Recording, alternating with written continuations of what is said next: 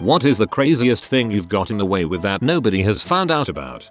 Back when I was 15 or so, some friends and I had these homemade rockets. Not like fireworks, but the model rockets you could shoot 100 feet in the air and they would parachute back down. We were up in the hills shooting them off when one of them misfired. It started a small fire in the grass. We tried to put it out but it spread faster than we could handle. We ended up having to sprint down the hill from the fire because it was moving so fast. I called 911 and we all jumped in our cars and sped off. We parked a couple miles away and watched in horror as the fire spread across the hills towards a housing complex. 5 or so fire trucks arrived and saved the housing complex from burning down. Took them the rest of the day to get the 4 burning hills under control. The police called me back on my cell phone and I told them I was driving by and called the fire in. Nothing else came of it.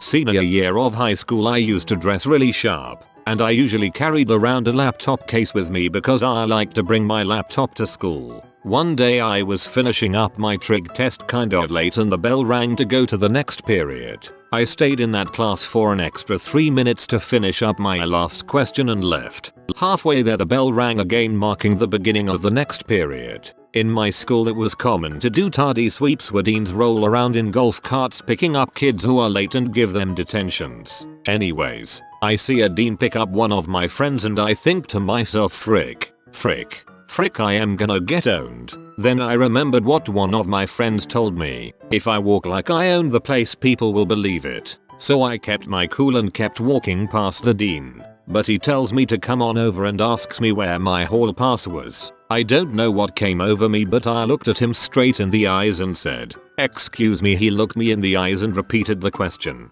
"Where is your hall pass?" I looked at him with the straightest face possible, chuckled a little, and said, "Oh, I'm a computer technician.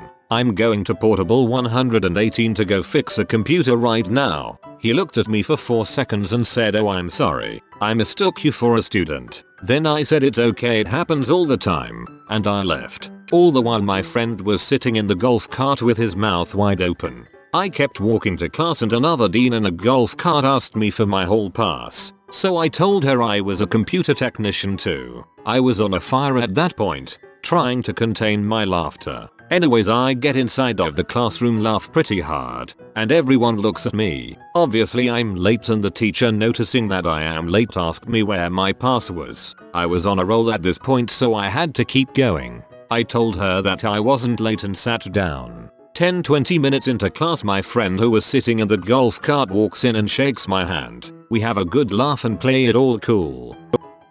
When I was around 14, I went to Six Flags with my entire family. It's an annual thing. We split up into groups and I was with my cousin and a family friend of ours. We were supposed to be on the bus by 8 p.m. But we were in line at one of the rides at the time. We were almost there so we decided to just get on the ride and run to the bus. As we were running to the bus, I accidentally bumped into this girl who was taking a picture of her family. I didn't notice she dropped her camera until I was a good distance away. As I looked back, I saw that her camera had shattered into what seemed like a million pieces. My cousin, who was running beside me, looks at me with a horrified expression, and with eyes that screamed, "What the frick do we do?" So I just screamed, "Run for it," and never looked back. To this day, I will not return to Six Flags in fear of this one accident. I have a ridiculous story that relates to this, but it's about my friends. They burned down a very large government building a couple years ago. It was supposedly an accident. They had apparently wanted to see what it was like to do something like that. They had made homemade napalm and thrown it on this 80% completed building, costing millions. They had gotten away with it but a year later felt really guilty about it and turned themselves in. Now they currently reside in a federal penitentiary serving multiple years each. One time I found a girl passed out in a street near my house. When I approached her, I thought she was a dead body literally. She was wearing tight jeans and a loose white singlet but no shoes. It was only when I removed the wallet from her back pocket that she stirred ever so slightly, alerting me to her still being among the living. After I emptied the contents of her purse onto the sidewalk next to her, I noticed her driver's license. From this I was able to gather her address. My mind was ticking over, wondering what I should do next. When I shook her slightly, she was completely unresponsive. Luckily, I'm a pretty big guy. I stooped over and gathered her up in my arms, picking up her meager belongings at the same time and began walking her back to my apartment. I was sweating, but not from the physical exertion. I was nervous. If anyone stopped me or asked what I was doing, I would probably end up in a lot of trouble. After I arrived back at my apartment and was heading through the front gate, I noticed my flatmate's Volvo in the driveway. He had come home early from dinner. I was concerned that if I rocked up to the apartment with this girl in my arms it would look dodgy, so instead I carried her around the back and put her on the small strip of grass out the back. She hadn't even stirred this entire time. I ran upstairs as fast as I could and grabbed my car keys. I knew now what I had to do. After getting back to her, still as a lamb, I only noticed now in the dim light from the porch how young she actually was. 20 at the most. Very pretty. I picked her back up, stowing all her belongings in my coat jacket and walked her around to my car, putting her in the back seat. I then drove her back to her house, taking her out of my car and putting her on the porch next to the front door. There was TV noise inside, so someone must have been home. I rang the doorbell and left. Heroic considering the name. I cheated on every single vocabulary test that I had in 4th grade by keeping an answer sheet under my desk that I'd cover up with my feet. I'd even share it with the other kids at my table. I never threw the sheet out after the test either. That crap stayed under my desk until someone picked it up. The teacher never found out. Nobody knows, except for the kids I shared with in the internet. 1. Literally stole almost everything I own from age 10-16. Everything from toys to small electronics to CDs to pirated software. I cashed the checks from pirated software sales at local currency exchanges. I also learned that you cannot be charged with stealing if you do not attempt to walk out with the item. Never got caught. 2. Pee my pants as a freshman in high school waiting for someone to leave an after school event. I thought I could hold it but let it fly and then went to bathroom and dried myself off. Left a big puddle in the hallway. 3. Changed my grade in a teacher's computer when she left the room from a D to a B. If I got caught, I would have been expelled. 4. Stole money from my Spanish teacher's desk from a pouch when she wasn't looking. Used money at local arcade.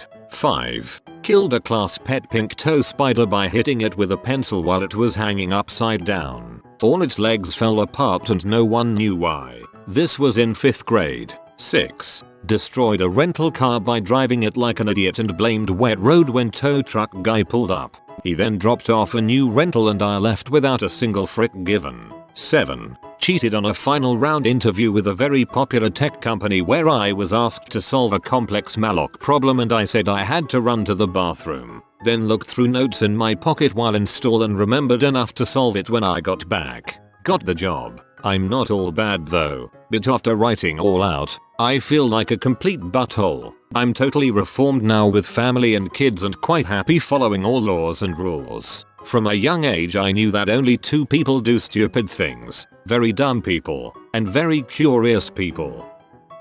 I was 14 and working a summer co-op, which basically meant we were indentured servants and worked for less than minimum wage. My taskmaster assigned me to go upstairs with some trash bags and clean out an old neglected office. They gave me no direction on what I should keep, throw out, etc. So I got bored quickly, and as teenage boys are wont to do, my thoughts turned to the hot secretary working the office. This old office was dark, had no window and was filled with bookshelves that blocked off the view of the desk from the door. I sat in the chair and faced the wall, so I whipped it out and started churning butter while thinking about that hot secretary. My batter blows all over the wall and I leave it there. I wipe my hand off inside one of the old books and zip myself up. 30 seconds later, my taskmaster comes upstairs to check on me. All he sees is me standing there in front of the desk sorting through crap. Luckily the walls were white, so I don't think he noticed anything, but I never made an effort to clean it up. My story is kind of similar to yours. Freshman year of high school, we had an away football game. The game was at 11 AM on a Saturday and normally after I wake up I do my morning pee. But that day I didn't have the feeling. I went to school, got all my pads on, got on the bus, and when we got there, I had to pee like a racehorse. But I had no clue where the bathroom at this high school was and the game was starting in like 30 minutes. Warm-ups passed and the game started. but I still had to pee. By halftime, I honestly thought I was going to blow. Instead of kneeling before our coaches while they give us pep talk before the second half, I stood up and rocked back and forth constantly to try to relieve the pain. Yes, it started to hurt. I finally knelt back down, and right then and there, it went. I pee in my football pads. Luckily for me, I was in the back of the group so nobody saw me or my awkward looking face while I had to deal with the warm yet awful sensation flowing down my leg. I thought that would be the end of my life, but luckily the pants were white, so the pee easily passed for sweat. To this day, I still have never told anyone. Hooray for the internet. When I was in grade 8 in boarding school in India, I used make a nice cup of ramen and cocoa using an immersion heater. Now these immersion heaters required power and we didn't have any sockets. Food was considered contraband. You were allowed to have your own snacks stashed away. Electronics were contraband too. Yep, it was like a prison. I could have bulb outlets but there weren't any. So I proceeded to smash the hard wire tubing of one of the mains with a hockey stick and burned the insulation with a lighter. I would then hook my immersion heater to this and boil water to cook ramen. All was fine until one day I thought of removing more insulation so it's easier to hook onto. With a pair of wire strippers I tried cutting off insulation and in doing so accidentally cut the wire. Ouch. All was still okay though. The wires were a little stiff and if bent them just right it would still almost connect. I proceeded to make ramen every day and in doing would cause the main wire to disconnect from each other and therefore 3 dormitories housing 300 kinds go without power for a long time every night. All the electricians came and looked everywhere but couldn't figure out the issue. I did this for a year until I moved to new dormitory. TLDR. I made ramen using power main cable while letting half the school go without power. P. I have done this in the past and still continue to do so. When I am looking to buy tickets to sports games or concerts, I usually buy the e-ticket where a customer would just print them from their own printer. I would buy the cheapest tickets possible, usually somewhere around $5, and about an hour before the event, check the website for available lower level seats. I would then Photoshop the section, row, and seat to the unsold lower level seats on my $5 seats. Print out the new altered tickets that have the real barcode but fake section and any usher will point you in the direction of your new better seats that you only paid $5 for. Trolling at its finest folks. Genius. +1. In 3rd grade, I cheated on my history exam. In 4th grade, I stole my Uncle Max's toupee and I glued it on my face when I was Moses in my Hebrew school play. In 5th grade, I knocked my sister Edie down the stairs and I blamed it on the dog. When my mom sent me to the summer camp for fat kids and then they served lunch I went nuts and I pigged out and they kicked me out. But the worst thing I ever done, I mixed a pot of fake puke at home and then I went to this movie theater, hid the puke in my jacket, climbed up to the balcony and then I made a noise like this. Hooah hooah hooah hooah. And then I dumped it over the side, all over the people in the audience. And then, this was horrible. All the people started getting sick and throwing up all over each other. I never felt so bad in my entire life. I worked at a kinker sort of place in college. They had just gotten a big new $10,000 color copying machine, which was one of the big revenue generators at the store. When the owners decided to go on vacation for a week and leave me in charge, I decided to make a fake kid. I used the color copier, of course, but I put some sort of laminated material through it.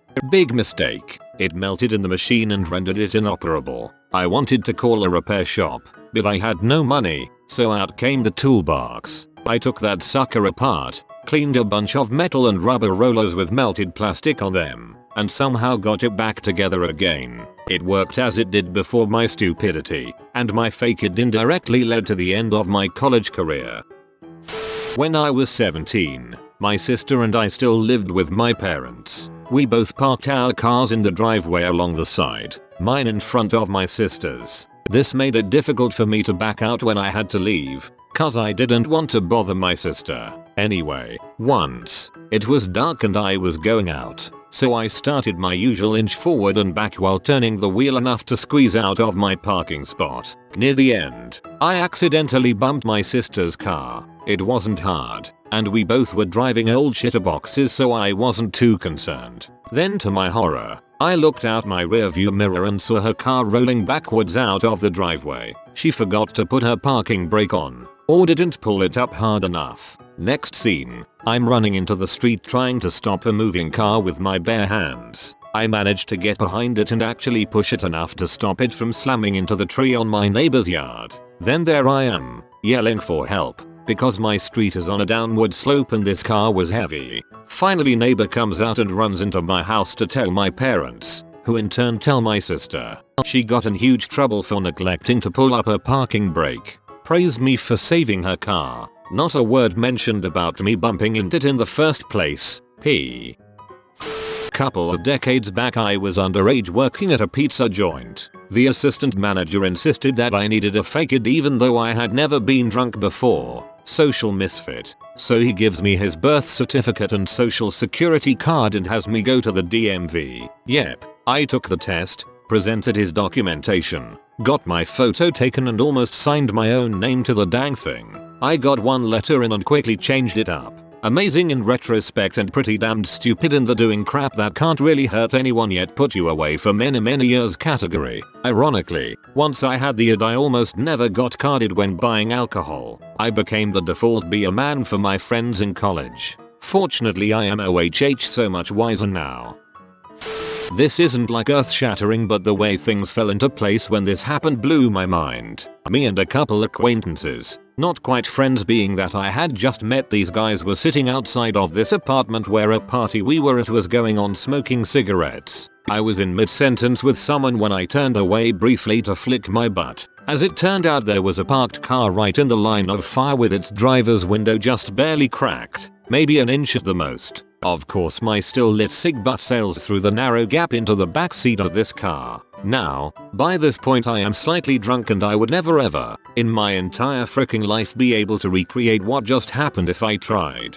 The people outside with me were all intoxicated as well and I spun around in fear waiting for a drunken uproar. Nobody saw a thing. I felt a third awesome for the featuring and 2/3 like a scumbag. I spent the rest of the night hoping I didn't burn a hole in their backseat. As I was reading through your story I thought it would end with the entire interior of the car on fire. Now I am disappointed. When I was young I had found a book of matches. After lighting 10 or 11 I got bored and set the rest on fire and threw it into a dumpster next to a pizzeria and headed down the street to get a drink from a local convenience store. As I headed back home I walked past the pizzeria to find the whole side of the building on fire. I almost shat myself and ran home. I never told anyone about it and even checked the NY statute of limitations on arson before posting this.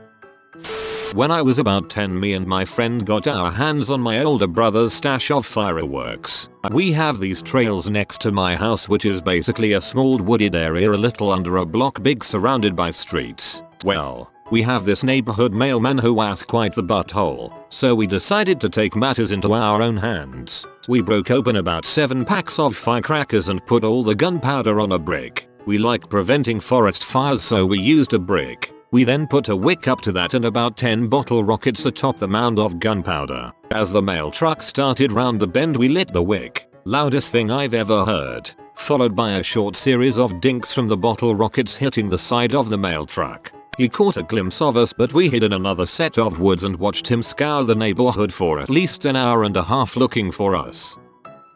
In grade 10, my friend and I were in a theater class. Near the end of the year, my class and another theater class had to move because the theater was going to be used for a rehearsal for some play. The teachers, for lack of anything better to do, decided to just take the 2 classes to the music room and told us to just do whatever for an hour. My friend and I are messing around, and at one point, I did something, I don't remember exactly what, that pissed him off a bit. He decided that an appropriate response was to punch me in the nuts. My retaliation was supposed to be dropping my shoulder and checking him into the wall, except apparently the wall was just drywall and then a foot of nothing until concrete. What happened instead was I dropped my shoulder and checked him partially through a wall, leaving a huge hole roughly a foot and a half wide in the drywall. My friend and I exchange a look of oh frick and look for some way to cover it. What we saw was a big poster saying something inspirational which was stuck to the wall with sticky tack. While trying to take down to move it over to cover the hole, we accidentally tore the poster almost completely in half in the process, but still put it over the hole. Somehow, throughout all this, the teachers, who had been sitting at the front of the room talking the whole time, hadn't noticed anything amiss. For the rest of the class, my friend and I sat very quietly on the opposite side of the room from the hole, willing the class to be over. They found out about the hole in the next day or so, but never found out it was my friend and I.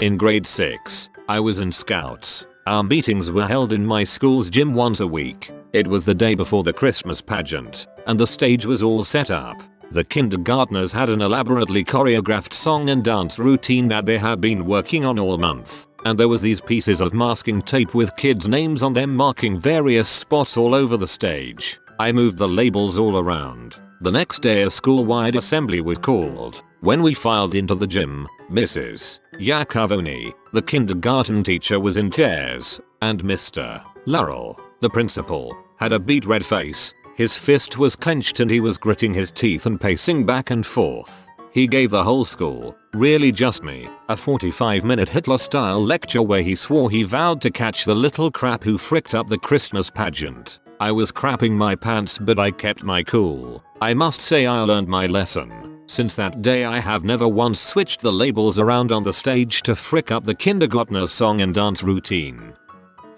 If you are new to the channel, you can subscribe. I publish new videos every day.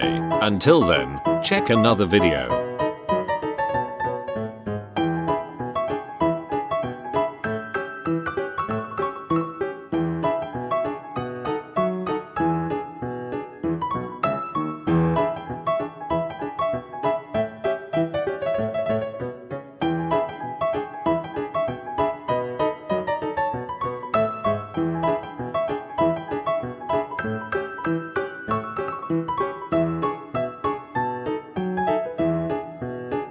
Bye for now.